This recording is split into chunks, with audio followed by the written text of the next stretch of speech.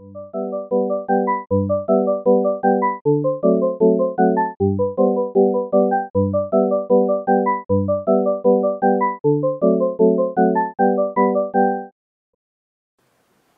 so what we're oh yeah, did you have a question? No, that's all right.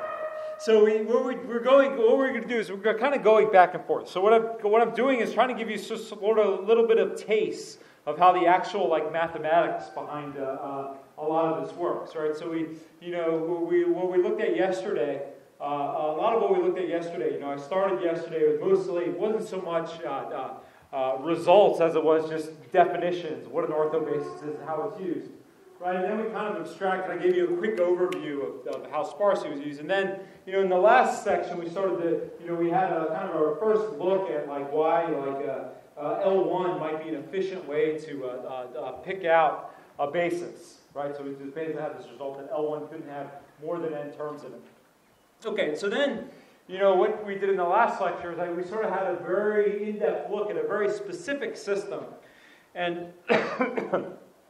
The idea there was to sort of, start to give you an appreciation for, what types of properties of the matrix do you need for these sparse solutions to quote-unquote make sense, right? And kind of one of the key things was, although we were dealing with a very particular matrix, the methodology we used was to look at sort of the singular values or the conditioning of a submatrix. So if we pulled out a small number of columns and we looked at the submatrix, and then it just so happens because we were talking about the spikes and signs dictionary, we could interpret that that condition on the conditioning of this submatrix as being a type of new uncertainty principle. Okay, so. What I'm going to do is I'm going to sort of back off a little bit here. And what we're going to do is we're going to sort of give you an overview of kind of one of the main areas of interest of sparse recovery. It's this sort of field of compressive sensing, right? And so, a lot of the theory for sparse recovery was developed in the mathematical signal community. And the way it's interpreted is as ways you can sort of do more efficient sensing. Right, and some of those ways over the past sort of 5 or 6 years has had a tremendous amount of impact, and in some of the places it's just been sort of a nice idea to keep in mind. Okay, so what I wanted to do now was kind of give you a longish overview of sort of some of the main complicated results from compressed sensing, and just couple that with kind of what have the implications been in kind of the hardware world, the practical side of things. Okay, so what we're going to do again, and then starting on Thursday, we're really going to start digging in deep into 2 other things. So one is deeper aspects of when L1 recovery is effective at recovering things that are sparse. And the second thing is this sort of theory of random matrices, when all submatrices of random matrices are well conditioned. So those 2 things are kind of like the 2 next cornerstones of this kind of theory of sparse recovery, and they're both kind of medium complexity, right? But which is good because you have a course like this. We have time. We can establish each of those results in about an hour. Right, and it's good because then you kind of know it from the ground up. You know exactly why things are true. Okay, but now again, what I want to talk about is just some sort of impact that some of these results have. Okay, so what is kind of some of the motivation, right? So the motivation here is there are kind of 2 almost competing trends that you have in signal processing. Right, so the first is DSP has almost been a victim of its own success, in that once we translate something into digital, that gives us so much flexibility that we want to do it as soon as we can, and we want to do it for everything, right? And so what we start to see is we see situations where even though we can build, say, analog to digital converters that operate at 10 gigasamples per second. Even though we can build MRI machines that give us extremely high resolution images of the inside of our body and being completely non-invasive, we want those things to be basically faster and better, right? And so, a great example is just you could think of in the kind of analog to digital conversion domain is either software-defined radio or just simple doing DSP with radar, right? So basically, if I want like a couple centimeters of resolution and kind of in painting a radar image or doing like a location using a radar, that means I need to have a pulse that has a bandwidth on the order of gigahertz, right? And so it turns out like sort of in this day and age, creating and detecting such pulses, sort of sending them out and having antennas that receive them, it's really not that an expensive thing to do. Right? What is expensive is actually building the thing that samples the pulse. If you want to do the processing digitally, and it's also expensive and complicated to do the kind of detection in analog, which is kind of the traditional way you do things. Okay, so I mean, what you'd kind of like at the end of the day is, in some sense, the best of both worlds. I mean, you'd like to basically have a cheap ADC to make a cheap radar, but have to have it work at extremely high frequency. Right? So in some sense, even though you're using like high bandwidth pulses, you'd like to be able to sample the thing at a low rate and still get out the information that you need to get out.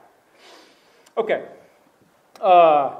Another example, where sort of things becoming expensive, but in a very different way, is in like magnetic resonance imaging. So I talked a little about this in my seminar talk yesterday. And there the idea is, again, it's MRI, it's a beautiful technology. You can get extremely high resolution pictures of the inside of your body. The only sort of cost is that it's relatively slow compared to other types of things that we do. So, to get a good look at, say, my knee, it takes a solid half hour. And then, that has its own cost associated. First of all, it's like, they're sort of uncomfortable for the patient. And also you have kind of a bandwidth of a big magnet at the hospital. You would kind of get as many people through as you can at a time. So there, you have kind of this measurement problem where, it's not necessarily hard to do measurements in terms of energy or expense. It just takes time. Okay, so then there's another example where maybe it is incredibly expensive, quite obviously. So I'd like to tell this story where I went to visit what we have in the U.S. It's called the National Institute for Standards and Technology. And they were doing something very interesting. I was visiting a person there. He was imaging a fuel cell, right? So a fuel cell is basically like a steel box, and there's water moving through it. He wants to see how the water moves through the fuel cell as it's operating, right? Okay, so it's also the type of thing where, if I want to see while it's operating, I can't saw it open and look at it. And so you have to kind of do some type of tomographic imaging to see what's happening inside the fuel cell as it's working. Okay, but that turns out to be kind of non-trivial, right? Because you have a metal case and you have water moving around inside it. So if you just shoot it with an X-ray, so maybe you can make the X-ray have enough energy, it goes through the metal block, but then of course it's just going to go through the water as well too. So what their solution to this was to shoot neutrons into it. So neutrons can go through metal, but then react nicely with water to give you absorb message of water to give you a picture that comes out the back end. So, what these guys had is basically they had sort of a little fuel cell, and they had some sensor hooked up to a USB port that kind of went into their laptop. Right? But the other side of the fuel cell was this little cord that came out, but then it plugged into this gigantic neutron accelerator, which is like the size of a gymnasium, behind them. So they're in this little corner of a gym, and they have this giant neutron accelerator shooting neutrons into this little fuel cell. Right, so there's an example where it's sort of incredibly expensive to just get one measurement. We want to make the most of whatever you can get. Okay, so those are three ideas where it's there's a real sort of cost associated with taking every sample that you have, whether it being in actual dollars and energy, or maybe not being able to do it in the analog to digital converter case, or in time in this MRI case, or just in energy and inconvenience in this industrial imaging case. Okay, and then there's this other kind of almost, the exact opposite problem, where you have things like massive sensor arrays that are extremely cheap and produce incredible amounts of data.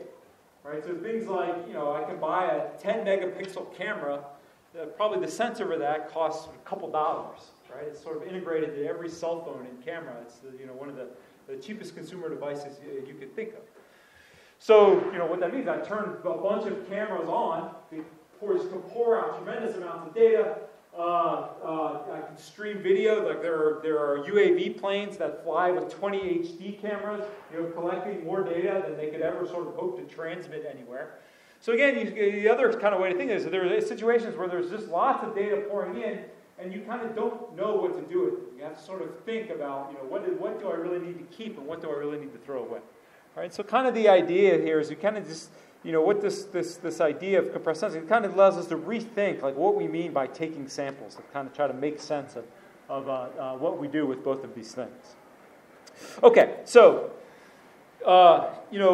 we know, we're taught when we first take a signal processing class, like what I like to call this fundamental theorem of digital signal processing is, it's like you can't, if you sample twice the bandwidth, you can perfectly reconstruct the data, right? So that, what that sort of statement in English says is it says, you have a model and a procedure and a reconstruction algorithm, right? So your model is that the signal is band limited, and that's a linear model. Right, that you're saying my signals, they live in a linear subspace. That subspace is characterized by everyone's Fourier transform being identically equal to 0 outside of a certain band. You have sort of a measurement system. So basically, you're taking equally spaced samples, and again, the rate at which you need to take those samples is, of course, related to this linear model. That it has to be, the spacing has to be basically 1 over the bandwidth.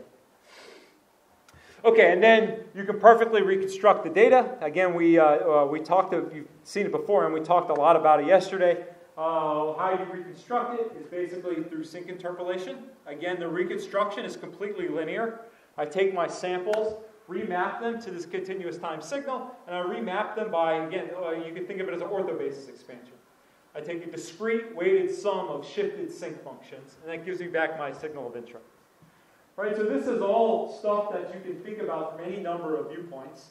At the end of the day, it's a linear model with a linear measurement procedure and a linear reconstruction. And we know a lot about it. Okay, and then, there's all kinds of counterparts, like, another kind of classical way to think about this in the imaging domain is kind of the resolution you can achieve is determined by the bandwidth. So here it's like sampling rate is determined by the bandwidth, and then what this says is, okay, if I want to resolve like 2 scatterers in a radar, like the distance that I need in this resolution with the bandwidth I need is directly related to this distance. Right? So it's just kind of flipping the other things away, or the other way around that we do for radar. Okay, so this is kind of the classical way to understand things, and classical we mean it's very linear. Okay, and so, what we can kind of think of is we have a sensor, it spits out all kinds of data, and then we sample it like crazy. Okay, but then, we know somehow that, sampling it, there's something special about the data coming off the sensor. Right? And what I mean by something special is that in some sense, the sampling is overkill because many times the first thing we do with data after we sample it is compress it. Right? If I take a picture with my camera, it dumps out 10 megapixels. The first thing it does is take block JPEG transfers and figure out how to throw away most of the data. Okay, so the kind of this idea that the sort of number, if we sample this thing really quickly, that the number of samples that we have is kind of overkill for representing the signal. We sense that just because we have this kind of decades of research that go on in data compression. Like if we couldn't compress the samples, we would never talk about data compression. So that's kind of what you might think of as like, the standard sort of paradigm. I have a sensor, it samples things in a way I can very robustly build, and then takes the digital stream of things, and then, we sort of, once you have things as a digital stream, you have very flexible ways in which you can compress data. Okay, so that's, again, the traditional story. So what, this sort of theory of compressed sensing is about, or how we can kind of use this idea of sparse and more generally structured recovery to kind of change up this picture, is we can kind of, change this idea of linear model. So like I mentioned before, it's like you have a kind of a model, which is linear, you have an acquisition process, which is linear, and then you have a reconstruction process, which is also linear. So compressed sensing is almost the same thing. This sort of linearity of these, that our kind of acquisition is linear, is just kind of given to us by the device we have. So that we won't change. Right? But what we can say is we can change kind of our view of the world, the model that we have of the world, and the way that we do the reconstruction. So compressed sensing would kind of have a nonlinear model. Instead of things being band limited, they're sparse. Right? And as we argued in our section on sparsity, this idea of the collection of sparse signals, that's a sort of a very nonlinear idea. Right? This idea that if I take a transform of a signal, that concentrates not onto a fixed set, right? Not onto low frequencies, but onto a small set, and that small set is different from signal to signal. That's a nonlinear model. Okay, and then the sort of if we have that's our sort of model for signals and images that we're interested in. Again, we're going to view things through kind of a linear acquisition, so we still write y equals phi x. But then when we do the recovery, like what we want to do is we kind of want to leverage this idea that things are sparse or quote-unquote compressible. Right? And to do that, as we've sort of seen several times already, we set up some kind of like one way to do it is to set up some kind of variational program. Right? And then when we talk about the effectiveness, of these things, again, it's a very nonlinear reconstruction procedure. My mapping from the data that I take back to the signal of interest, I don't just do it with interpolation. Right? I do it by doing, either these matching pursuiter algorithms or by solving an optimization program. Either way, that mapping from data back to the signal is highly nonlinear. Right? So it's just not understood in the same way. Okay, so what's again another different thing is like the way we sort of start to understand these things is through this idea of an uncertainty principle, sort of things having to be spread out before we sample them. And one way we kind of start to achieve these uncertainty principles in the general case is by injecting some type of randomness in the acquisition. That's again just, another way you can kind of interpret this is, to have kind of effective recovery, we need things to be kind of global and diverse, like spread out in a diverse way. And there might be many ways to achieve that, but one way we know we can do it is by injecting some randomness. So it's almost like the randomness, it isn't there because we really want things to be random. It's there just to show that, we need some type of diversity, and that's one way to get it. Okay. So the idea then is like, since we know, since our model is that things can be compressed, things are sparse, it's one of sort of the fundamental ideas that we use to compress images to begin with. What we want to do is kind of integrate that directly into the sensor. So that's kind of what when you use the words compressed sensing, that's kind of the implication you're making. You have, I have this, mathematical theory of sparse recovery, and I have these models for signals of interest that tell me, at least in some very interesting and reasonable cases, that sparsity is a good model for things. So the idea is instead of like, sense, sample, compress, you just try to compress and sense at the same time. And then that allows you to convert digitally at a slower and more cheap rate. Okay, so that's kind of the idea. So here is kind of this sort of, now kind of famous experiment that sort of brings everything into sharp relief.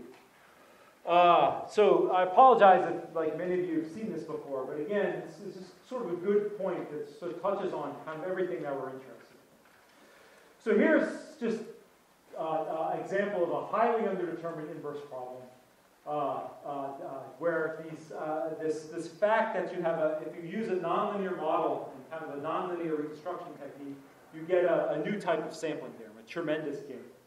Okay, so here's the experiment. So you have a big image. So here it's a quarter of a megapixel, so a quarter million pixels, and you observe this image in the frequency domain. Right, and so what this is the 2D Fourier transform. And instead of observing the entire 2D Fourier transform, you observe the values along radial lines. This happens to be related to the way that some medical imaging devices work. So it's just it's supposed to be like a prototype situation of what's going on here.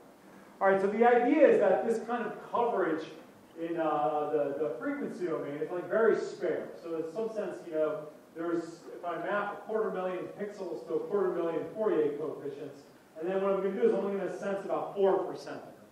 Right? So there's 22 lines there, covers about 4% of the entire spectrum, so something like 10,000 samples.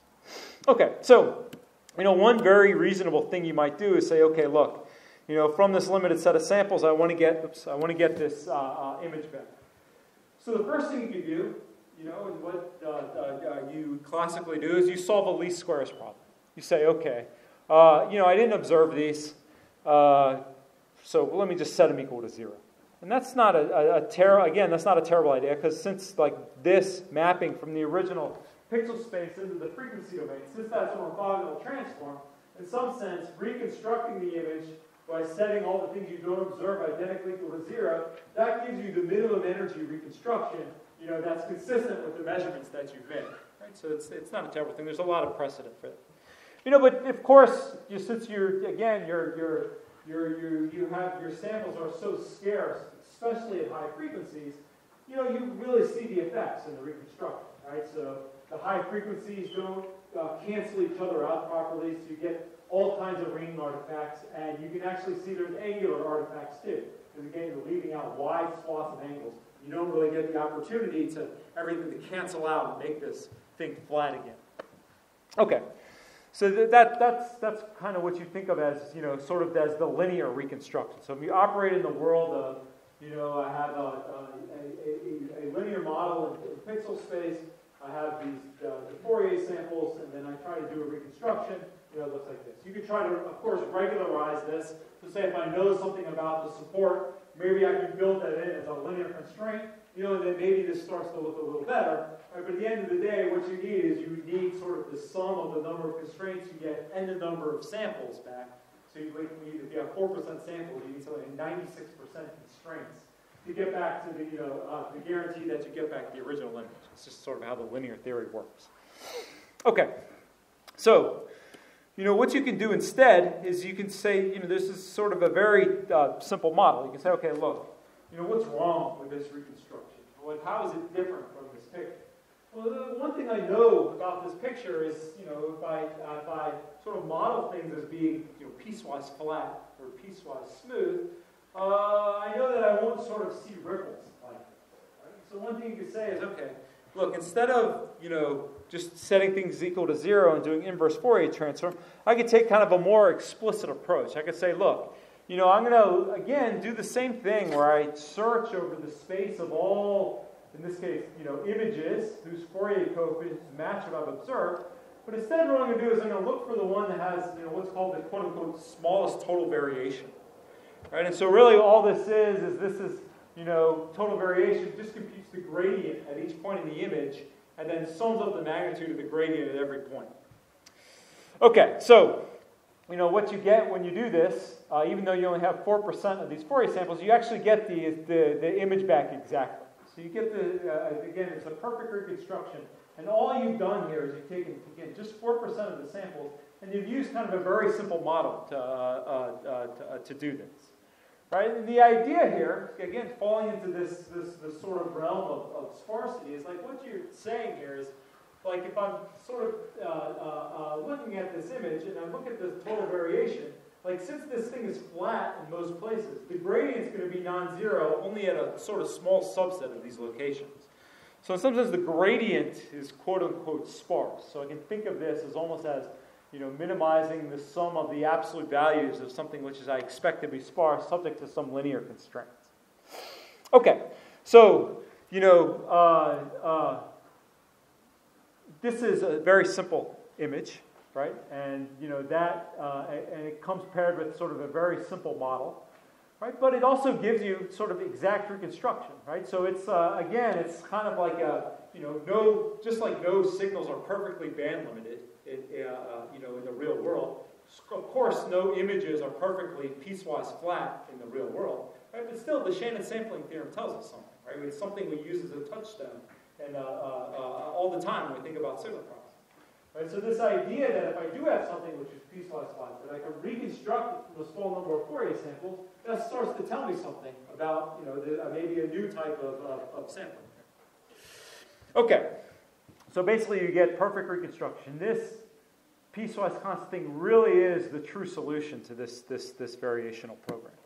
Okay, and so then another way you can think about this, and this sort of gets back to this point of this not being interpolation, is you can set up like another experiment which is almost exactly the same thing. So if I have a small number of sinusoids, and I look it back in the time domain, and then I take some samples. So I take m samples, and then I say, okay, take these small number of samples, let me try to guess what the signal is. So I'm going to try to fill in what's missing in between these two samples, right? And so then if I can do the same thing, I can sort of look for a signal whose whose Fourier transform is as sparse as possible. So, right now we're using the sum of magnitudes as a proxy for sparsity, such that my samples match in the time domain.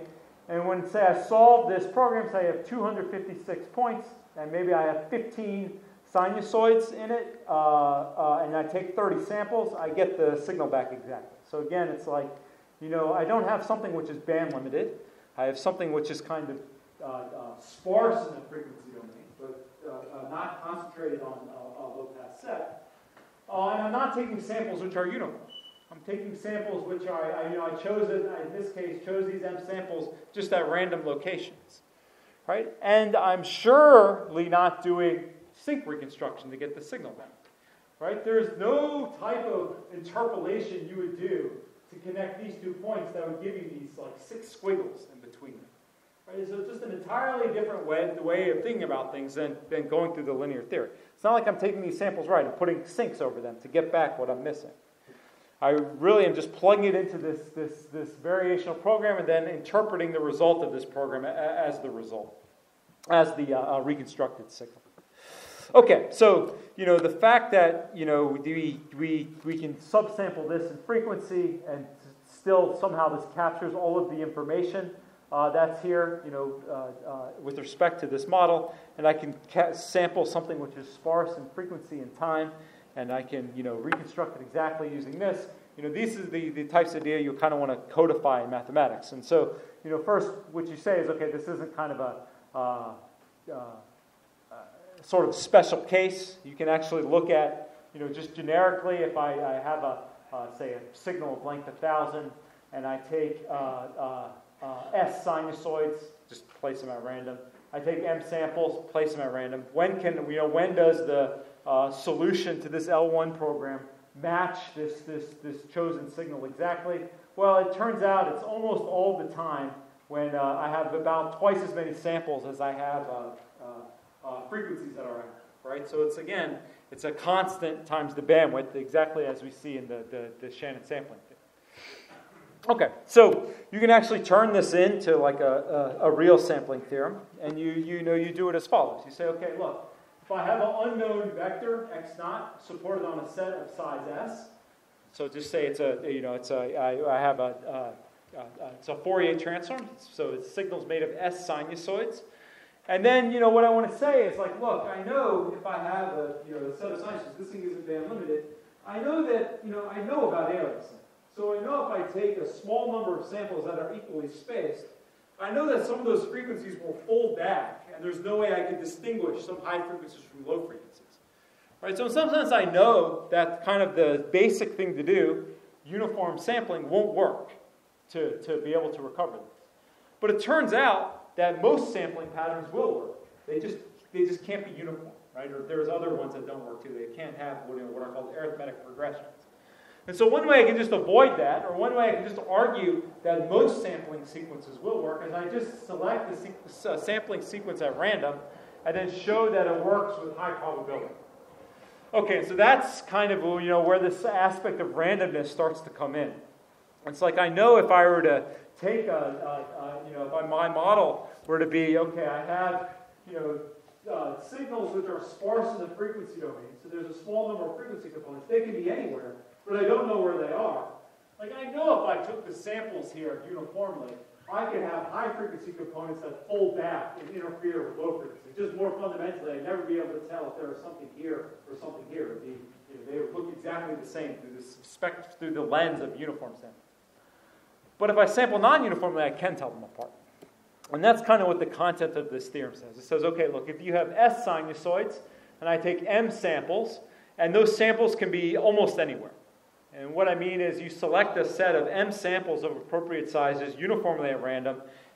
Then, if I solve this program, I get the signal back exactly with extremely high probability. Right? Where now the randomness is with respect to how I chose these sample locations. Okay, so that kind of gives you what I would call a nonlinear sampling theory. All right, you have a nonlinear model. I'm not asking that things are band limited. I'm asking that they're sparse in the frequency domain.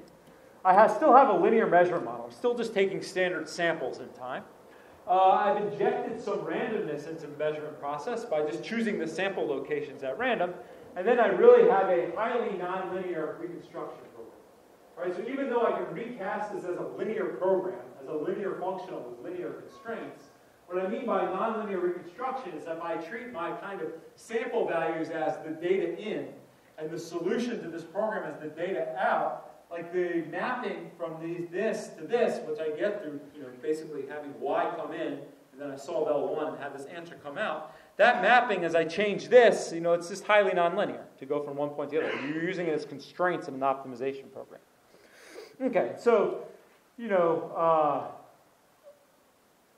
then just to tie this back to the kind of phantom example at the beginning, this sparsity S is something like the number of places where the gradient is non-zero. Actually, you can tie that, in this case, tie it to that exactly. So you can apply this to the phantom case as well.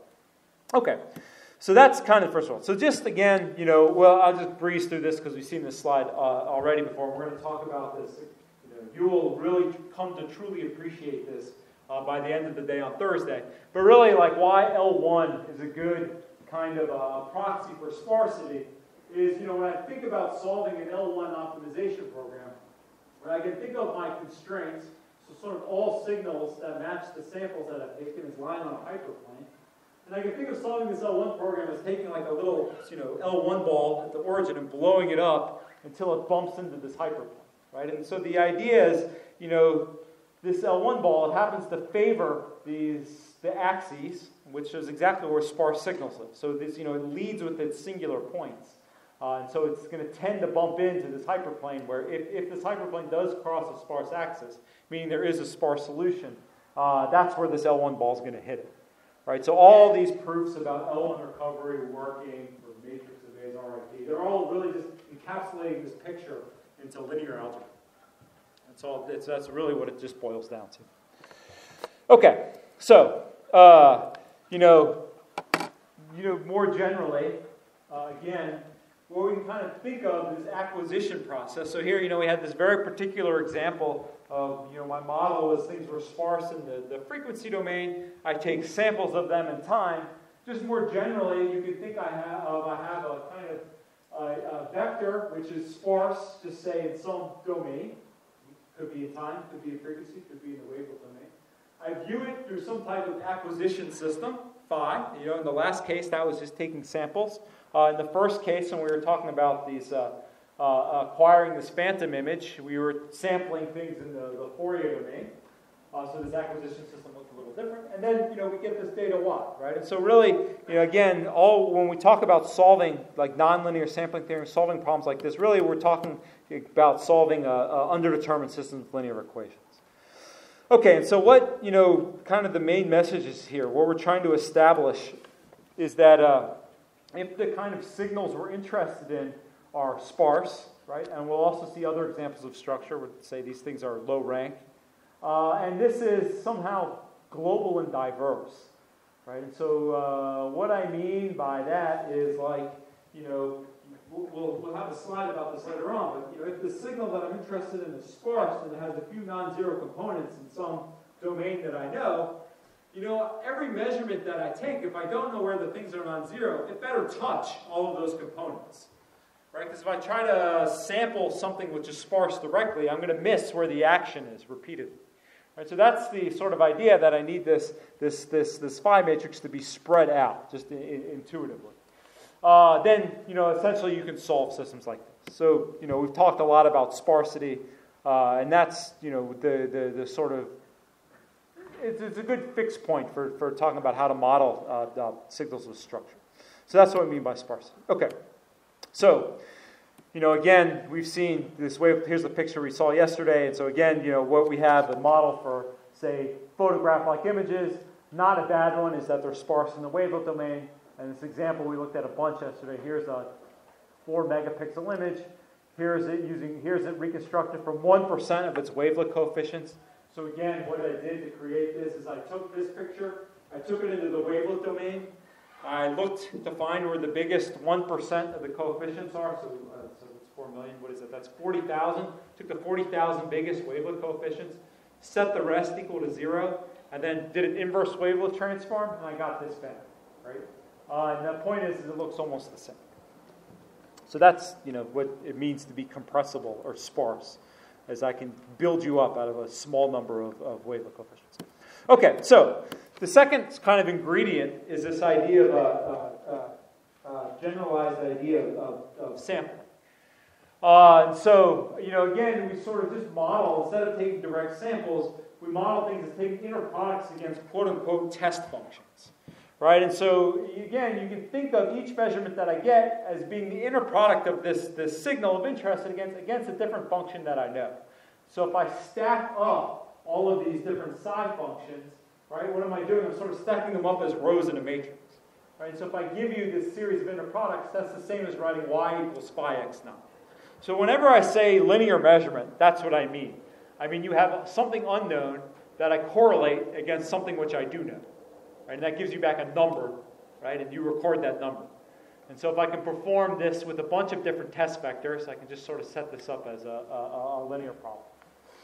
Okay, so, just some, this may be simple for some of you, but for some of you, maybe you can think about, okay, look, if I were to measure pixels of this image, like what do these psi look like? So here's this image, and if I want to record, sort of the average over an area, what I could do is I could take the inner product of this image with this thing. So I point-wise multiply these two things and sum them up. What does that do? It turns me the average over this period. So that's kind of like, what a standard camera does. Right? So I have sort of a continuous image. I take a picture. Like what each pixel does is the average over the intensity of some color band, over a small region. Right? So that's how I'd write kind of a standard camera. What the readings off of one of the sensor could be modeled like an inner product like this. If I take a line integral, so here's somebody's skull sitting in a CAT scan machine, right? So essentially I'm sort of summing up all the pixel values along the line. Again, how can I model that as an inner product? I just have an indicator function along the pixels I'm summing up, and the line integral of this thing is sort of the inner product of these two functions. So my test functions look like indicator functions along lines when I'm doing reconstruction from tomography. In my MRI example, where we're talking about taking samples in the frequency domain, essentially what you're doing is you have your image, and if I take a sample in the frequency domain, what's that like? It's like making the inner product of an image against the sinusoid of frequency, whatever that sample location corresponds to in the frequency. So again, if I MRI, basically what I'm talking about is using sinusoids to do as these types of test functions. Okay, so the idea here is just like, this idea of linear measurements, it applies to all these different modalities that we have. It's just by using different test functions. And so, we'll be interested later in sort of, other kind of coded acquisition devices where maybe the things you take inner products against look very complicated. Right, but at the end of the day, what this measurement is, this single number that I get by correlating this image with this complicated thing, is really just another, this thing is just another row of phi. It's another one of these test vectors, and this guy is just what I'm after. It's just a series of correlations. Okay. I know, in some sense, I could start to ask at this point, be like, okay, if I say, let's say, in situations like this, I have a camera, this is what it measures. If I have a CAT scan machine, this is what it measures. That's just what we're stuck with. If I have an MRI machine, this is what it measures. And that's how it goes.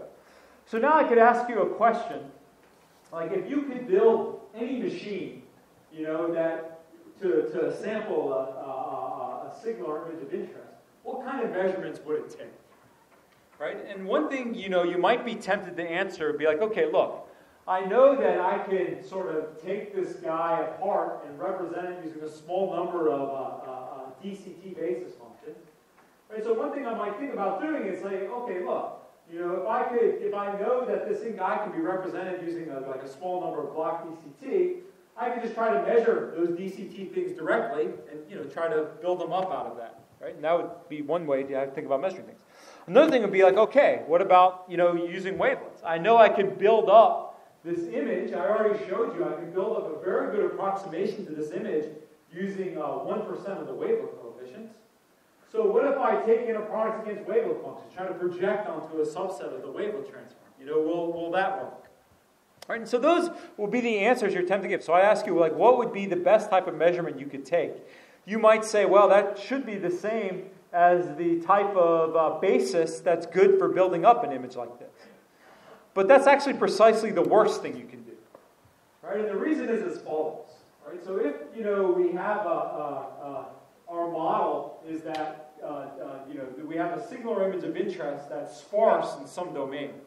Right, and so here we have kind of different subbands of the wavelet transform of each of these three different images. You could say, okay, look, yes, I can build up these pictures out of a small number of wavelet coefficients.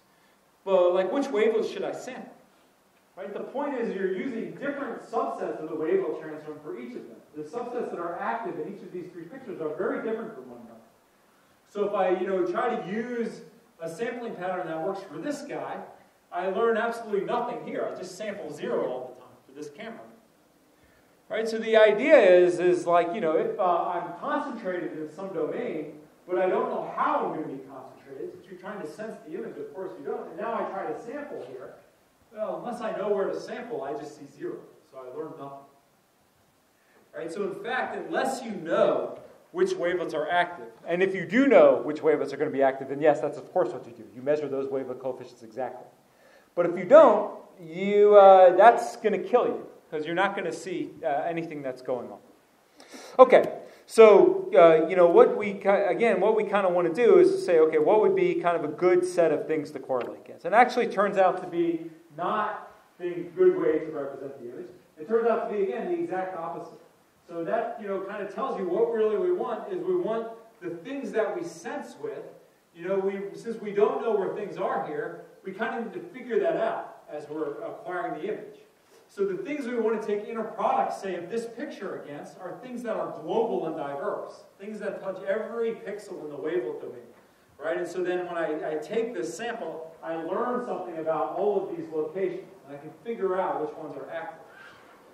And it sort of hints at another thing at the beginning. Kind of what I want is I want my measurement functions to be spread out, in this case in the wavelet domain. Right? However I measure the signal, so if the signal is sparse in one domain, the domain in which I measure it, I want those measurements to be spread out. That exactly means I want this uncertainty principle between the way I measure the signal and the way in which I represent it.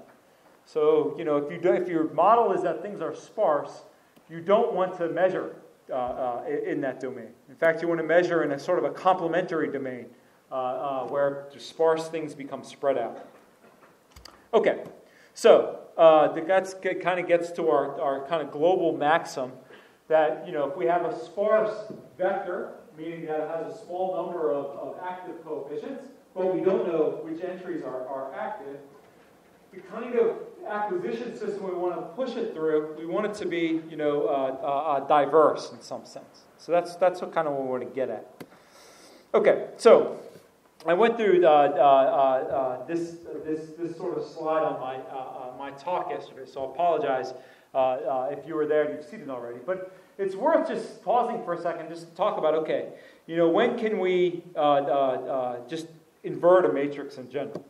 Right, so say we have the classical problem where we observe y equals ax naught plus noise.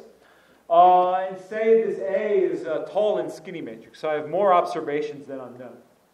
Right, so then, one thing I could do is I could just attack this with the least squares. I could say, okay, look, if A is tall and skinny, I can't find X, which explains our measurements exactly, but I'll come as close as possible just by setting up this variation program.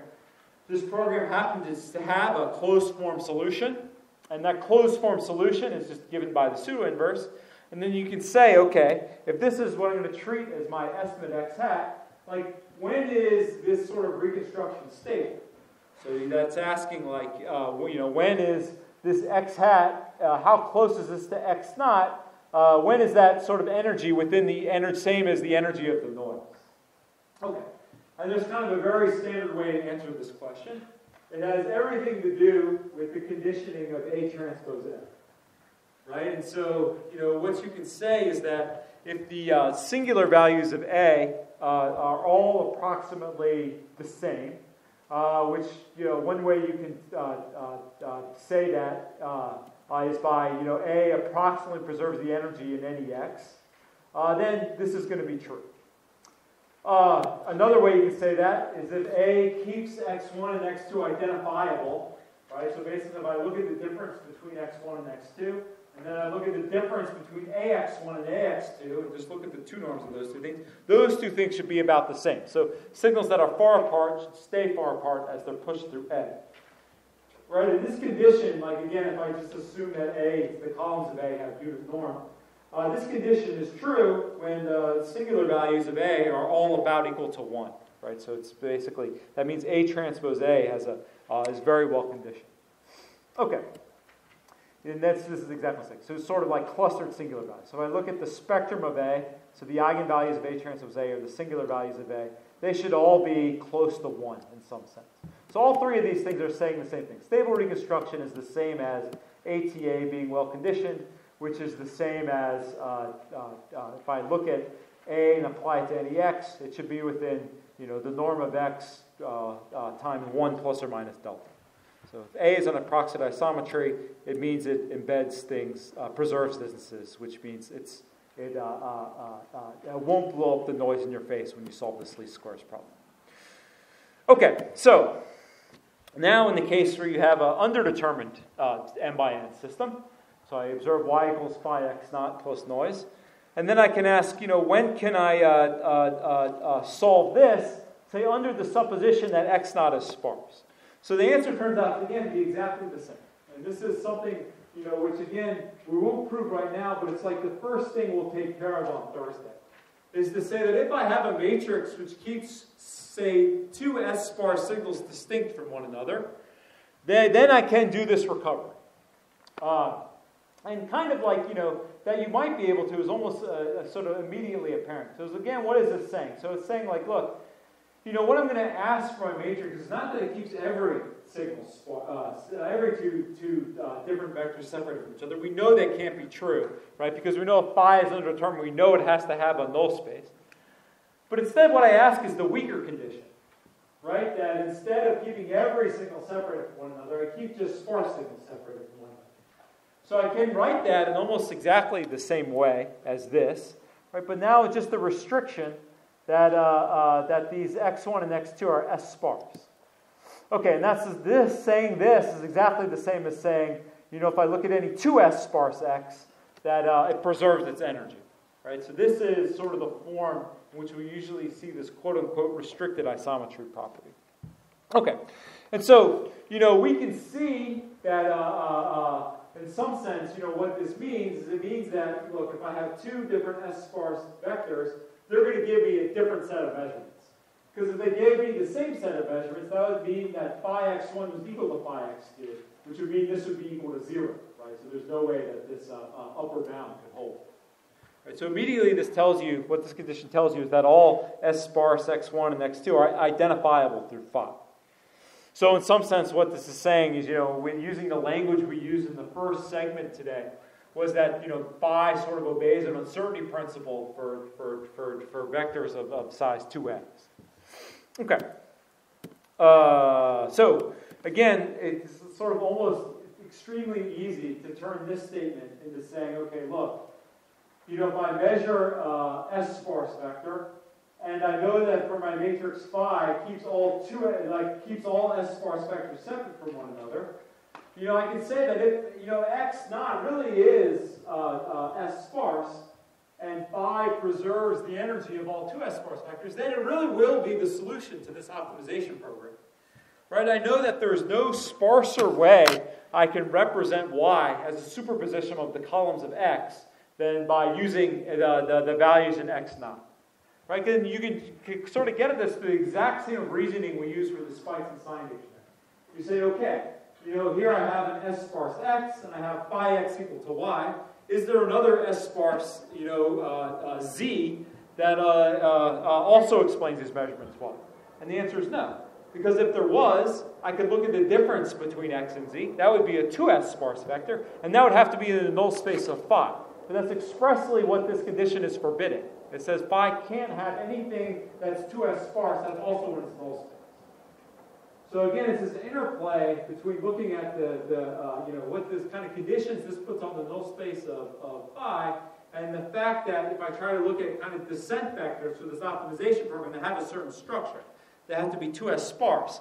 And the fact that this condition makes the fact that those structured vectors are in null space, those are things that are just incompatible with one another. Okay, so that's sort of exactly the train of logic we use over and over again. This kind of idea of sparse recovery. Okay, and so then as we've mentioned several times already, you can what we do is get this obviously this in the noise-free world, this will give us back exactly what we want. But maybe we can relax it to form this L1 program. That will also show that we're using sort of almost exactly the same type of reasoning that if I have a vector which is S sparse and I have a matrix which obeys this sort of embedding property called 2S sparse vector, I can actually recover exactly using this. All right, so we saw examples of that earlier in the lecture, and we'll prove exactly this on a Thursday afternoon. Okay, so that's kind of how you do the recovery. Again, I mean, stuff you're probably familiar with. You can use any basis you like. We usually just write and say, okay, this is the measurement system, and we're looking for sparse vectors. But if you're really interested in x being sparse in a different domain, all you need to do is either put the transform inside the L1, or if this is an ortho system, I can sort of recast this condition that I need for this to work as restricted isometry property existing for like the sort of combination, the composition of phi with this ortho transform. It's, again, exactly the same thing. We can do it with L1, and of course we'll spend most of our energy talking about this L1 problem. But there is also provable guarantees for other types of greedy algorithms, doing things like iterative thresholding, and actually iterative saw thresholding turns out to be exactly the same as solving L1, etc. So there are sort of many ways you can do this recovery, but I think that when you kind of get down to like looking at what the real structure is, or what really allows sparse recovery, I think like L1 it reveals more than looking at L1 sort of reveals more of the mathematical structure than maybe what some of these other things do. Okay, so what are other things that we know? And what are sort of other things that maybe we'll prove at least simple versions of, again, when we do this on Thursday. So another thing we know is that even though this mapping from kind of this data vector y back to this estimate is nonlinear, because again, we're treating the input as being constraints to an optimization program, it's still completely stable, right? And it's almost stable in the same way you would expect a well-conditioned linear system to be stable, right? And so that is like if I have a sparse vector which I measure, and then I add some measurement error, right? And then I say, okay, let me solve this L1 program, and let me just, instead of asking for like y to be exactly equal to phi times x, I just ask for like y to be phi times x to be close to y, so I kind of loosen up those constraints a little bit. What you can kind of show is that the difference in the reconstruction error between what you get out of this program and your original signal, again, it's not going to be perfect, but what it looks like is it looks like something, the noise level, plus like how well I can approximate the signal using S terms. Right? And so, at the end of the day, it's kind of a nice bound in that it reveals two things. It says, okay, look, if my measurements aren't exactly clean, of course there's going to be some error, but that error is not going to be bigger than the original measurement error, right? It's not going to blow up in my face. If my signal is not exactly sparse, of course, that means it doesn't match my model anymore. Of course, the reconstruction isn't going to be perfect, right? But the error in the reconstruction, it kind of scales in a very natural way about how well I can approximate my signal using an S-sparse signal, right? So this X0S is kind of like the optimal S-term approximation of X on whatever basis you're interested in. So what this says is like when things aren't perfect, your reconstruction isn't going to be perfect, but it's going to be very stable, right? It's going to be kind of as good as you can hope it could be.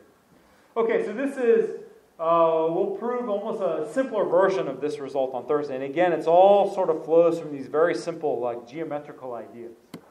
Okay, so now the answer is, what these two results, in some sense, these are deterministic results. Or this is a deterministic result in the sense that, if phi obeys this property, and I measure a S-sparse vector, I'm guaranteed that this is true. Right? There's nothing kind of random in any of that. It's like where this idea of randomness comes in is like, okay, for what matrices, have this property that they preserve the distances between S-sparse vectors. So something that we'll see, maybe not on Thursday, but that we'll maybe appreciate on Friday, is that random matrices do this.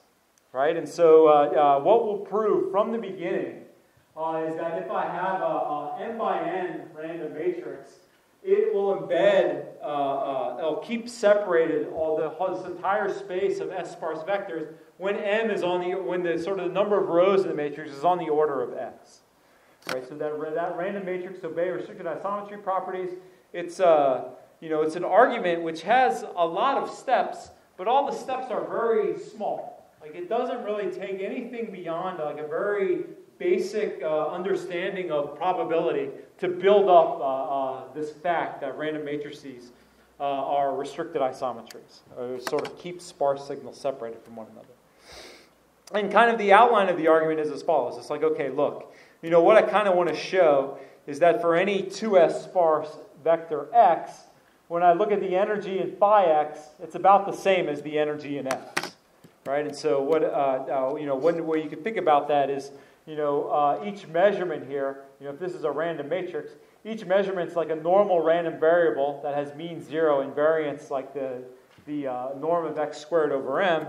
And so the expected energy in this vector is equal to this vector. So it's just a matter of saying like,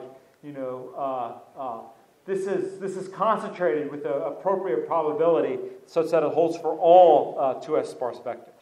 So again, that's kind of a line of reasoning that we'll go through again carefully on either Thursday or Friday. Maybe it'll be the first thing we do on Friday. Okay, so like what types of things do we know about? Right? We know a lot about random matrices with IID entries. We know a lot about if I have an ortho system and I subsample it. Other types of frameworks I can operate on is I have a convolution with a random pulse and I subsample it. And then one thing I'll go over quickly at the end is this idea of kind of a system with structured randomness where I have, say, instead of subsampling a signal, what I do is I modulate and integrate and then sample that. Okay, so this idea of just having a random projection, that's simple, and it's actually the easiest case to analyze. These other three examples, again, these are all examples of things that have a type of structured randomness. So there's still kind of randomness injected into these measurement systems. They're just not, it's not the same as just taking an IID projection. Okay, so what I want to do is just, to finish off here, I just want to talk about different examples of where these different three aspects of the theory have been applied. Okay, so this idea of a random matrix doesn't have to be random Gaussian. It can be random binary. It can be random anything that's where the entries have, say, a distribution which is called sub-Gaussian, which basically means, if I look at the tails of the PDF, they fall off at least as fast as a Gaussian does. And it turns out that sort of any random matrix, again, if the number of rows looks like S times logarithm the number of columns, it obeys this restricted isometry property, which means I can recover these S-sparse vectors. Okay, so one nice kind of application of this is the so-called single pixel camera that was built at Rice University. So again, we can ask the question like I asked you before, if I could build a device which takes any kind of measurement that I like, what would I do?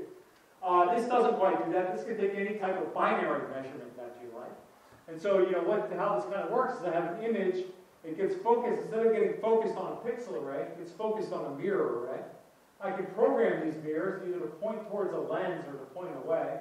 And when it points towards a lens, what another lens does is it sort of focuses it onto a single photodetector. So kind of the net effect of these steps is to take this kind of test function and take an inner product of this image, and then the photodetector records that inner product. Okay, so the idea here is I can program these codes to be whatever I like. What the theory suggests is if I program these things to be random codes, then this will be efficient in the sense that if I really believe that this is I can represent this image as being sparse in some domain, the number of codes that I'll need to use here is going to be proportional to that sparsity almost to within this logarithmic factor. Okay, so that's one thing, and this idea has application all over now. Where this kind of makes sense is when photodetectors are very expensive. So if you need something like a photomultiplier tube or like a shortwave infrared detector, you can have a tremendous advantage. You can build up very high resolution images using sort of a high resolution mirror array and a low resolution sensor array. That's kind of like the bottom line of where this goes on. So this architecture, this idea has had a big impact in certain types of scientific imaging applications. So there's another idea. So something we implemented at Georgia Tech actually uses a similar idea. So here, we had sort of what you might call a focal plane encoding. Right? So here, what we had a device which sort of measured things in the traditional way. So you had an image coming in, and it got focused on a pixel array. And so you had like a 256 by 256 array of values. But like what you did is instead of quantizing each of those values and then marching them out and sending them to a DSP, what you could do is you could do some very cheap, low-power analog processing while the values were sort of sitting there on the focal plane. So it's kind of like an integrated processor that's attached to each of these pixels. Right, so the idea was, okay, while the image sat there, I could take any linear transform I wanted of the image and read out some subset of the coefficients.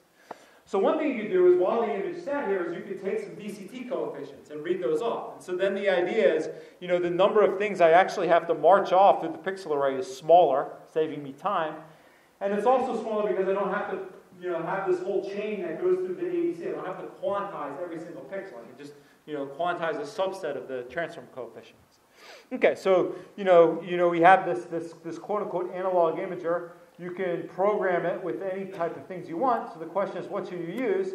So again, it's the sort of thing that exists in only a prototype form. So you can only take very small images in kind of very ideal conditions. But then you say, okay, look, I want to take a picture of this playing card. I give you the choice between using DCT measurements, just like you would if you kind of believe JPEG is good. So I measure kind of low-pass DCT coefficients with this guy. Or I give you can use your budget of 10,000 measurements to take random measurements and then use kind of a nonlinear recovery technique, right? And, what you see is that these random measurements, they outperform the DCT in this domain. So again, these are the types of devices where I have a great deal of flexibility in what I acquire. And it turns out that using this idea of random encoding gives you some advantage. Okay, so the second type of thing we know about is a different type of random matrix. Right, and it's a matrix we create by having kind of a sort of an ortho basis that we subsample. Right, so the way we can think about this is, I have X, and instead of observing X directly, what I do is I transform it into some other domain. So I take an orthogonal transform, and then I subsample it in that domain. Okay, and so then, one kind of the classical example of this is I have an X which is sparse in, say, the time domain, and then I take a Fourier transform and I subsample it in frequency. Right, and so then how you might think of creating this matrix phi is, again, you have this big orthogonal transform, and I randomly select the rows. So it's a very different type of orthogonal matrix. It's still random, but you can still, say things about it. And actually proving things about this matrix is actually far more complicated than proving things about the IID matrix. Okay, so then, what you can say is the following. So, what you can say is if I have a sparse vector, say it's sparse in the identity basis, and then I measure it with an ortho system which has quote-unquote coherence mu. Right? And so how you might define this coherence mu is you can define it exactly like we did in the kind of uncertainty principle case. So again, if, say X is sparse in some domain psi, and I measure it in some domain U. Right? And so what this coherence parameter is again, this measure of similarity between the U domains and the psi domains. So it's basically, the biggest I could make an inner product of a vector chosen from this measurement domain and a vector I've chosen from the sparse domain. So it's a kind of a measure of how spread out my measurement vectors are in the domain in which I'm sparse. Right, so the idea is like if this thing is, if these things are spread out, this coherence parameter will be small, say on the order of 1. And if it is, then I can get kind of, again, the number of measurements that I need to take. It kind of scales linearly with x. Right now, this coherence comes into play, and there's sort of additional logarithmic factors that are there for technical reasons. Okay, so that's another type of matrix we know about. Again, there are other examples of incoherence. The classical one is time and frequency. Those two domains are perfectly incoherent with one another. So, I measure a sparse vector using a Fourier transform. Its coherence parameter is equal to 1. There are other examples. So, there are these things called noiselets, which were sort of introduced as almost a novelty in the early 2000s, but they just happen to be perfectly incoherent with wavelets. So here's an image, which is sparse in the wavelet domain. Here's what a noiselet vector looks like. So if I look at exactly the same image in the noiselet domain, right, it's not sparse at all. Right, so the idea behind noise is take something which is sparse, and then it spreads it out all over. And then if I sample in the noise domain, I'm taking samples of this thing instead of samples of this. Okay. So those are just other examples of incoherence. It basically means like where I measured the signal, it's in the domain that I measure it in, it sort of spreads it out. So it takes something sparse, spreads it out so that when I subsample it, I'm not measuring 0 all the time.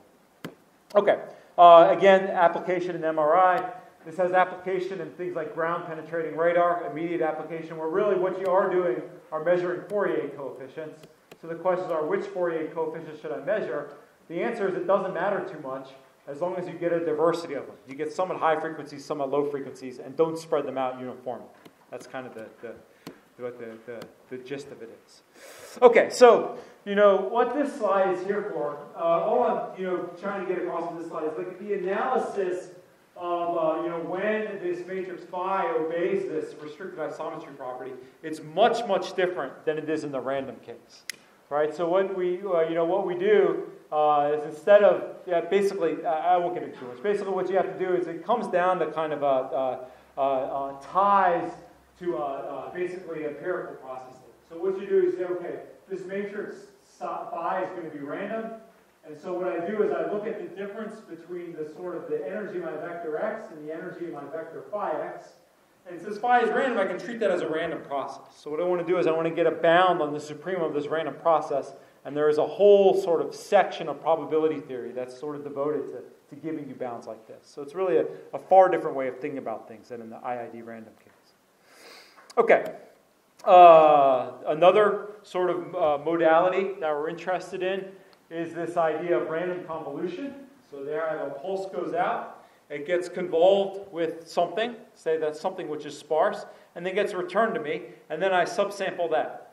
Right? And so again, what I get when I do something like that is I get a matrix which is basically looks like this. So the first row is random, and then I can imagine a whole tuplets matrix being generated from different shifts of that row. And then I just subsample that tuplets matrix. So I get a matrix just like this. And you can again show that these things obey restricted isometry property for sort of a number of samples m, which scales like the sparsity.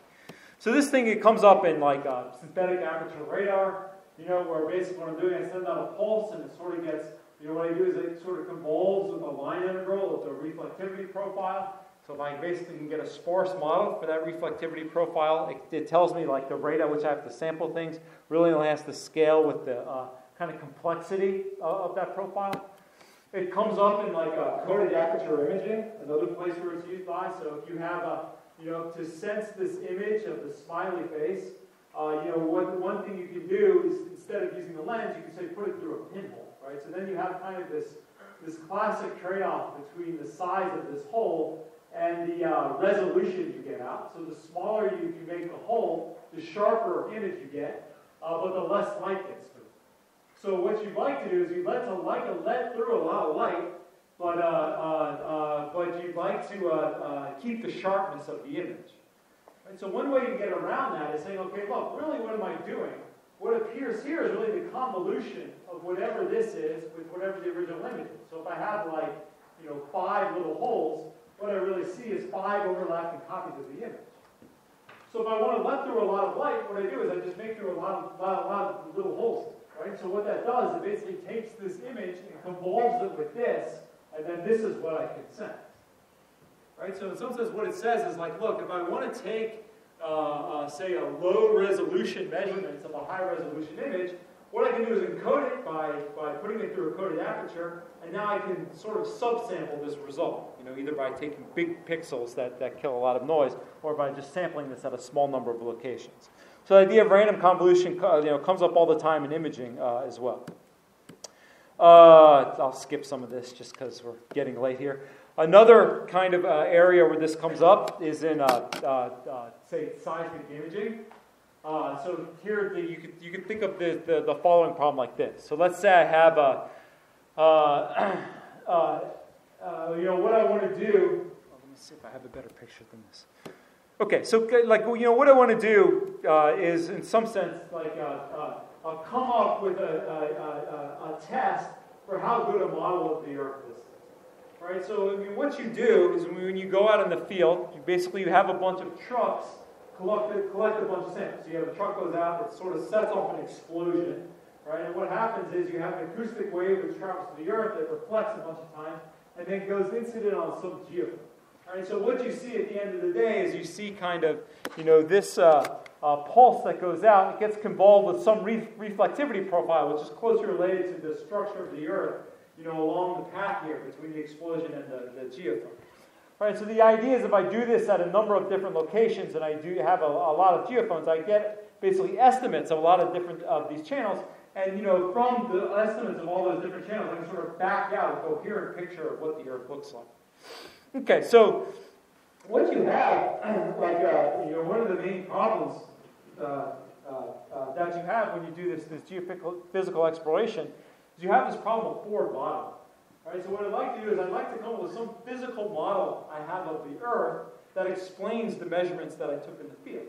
So what you do is you say, okay, here's my candidate model that I want to test. And so what I do is I simulate these explosions going off. So that P1 goes off, and it goes through this model of the Earth. This is kind of what I see at all these different receivers. When that second explosion goes off, this is what I see at all my different receivers, and so on. So each column here is a time series, just seeing what I see at a different receiver. And so the idea is I want to test out how close this model matches what I've seen in the field.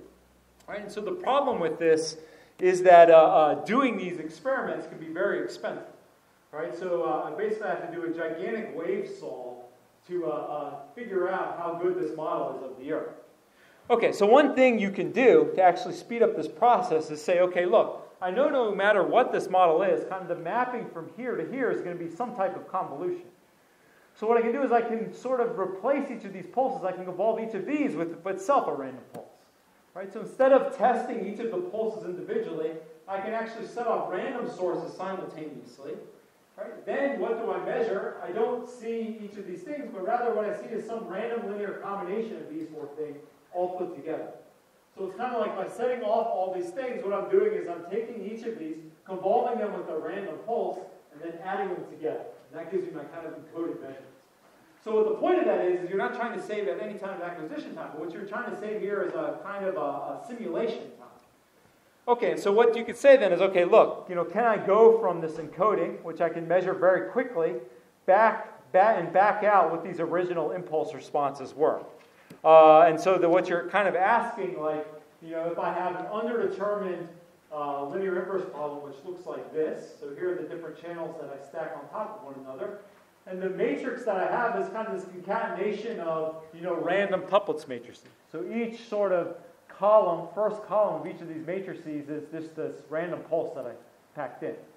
And so, the question is, does a kind of system like this, embed sparse vectors? This is a beta restricted isometry property, and yeah, you can say that it can, right? So again, with kind of a number of measurements now, where this length m is directly related to the length of the simulation you need to do, it scales really like the sparsity of these channels. So it's just another kind of nice application where you can use this idea of random matrices embedding sparse vectors, not necessarily to save you in acquisition time, but it saves you in a simulation time.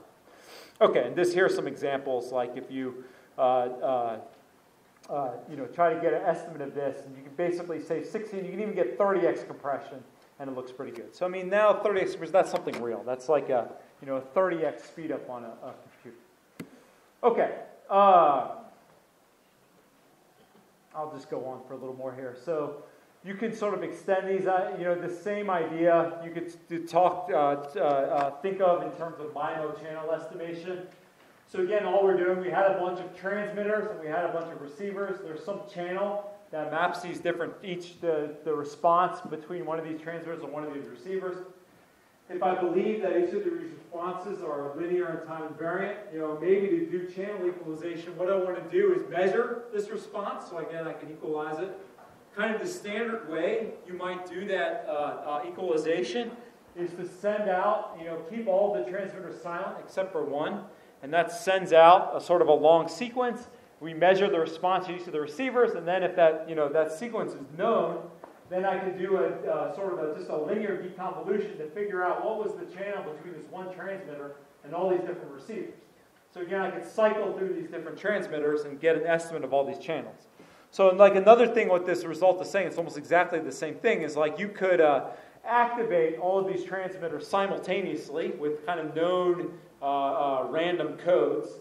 And even though there'll be a tremendous amount of crosstalk at the receivers, if you do believe that these channels are sparse, you can untangle that crosstalk exactly by using L1 minimization. So again, it's just kind of another kind of neat application of sparse recovery to now doing like kind of sparse channel separation.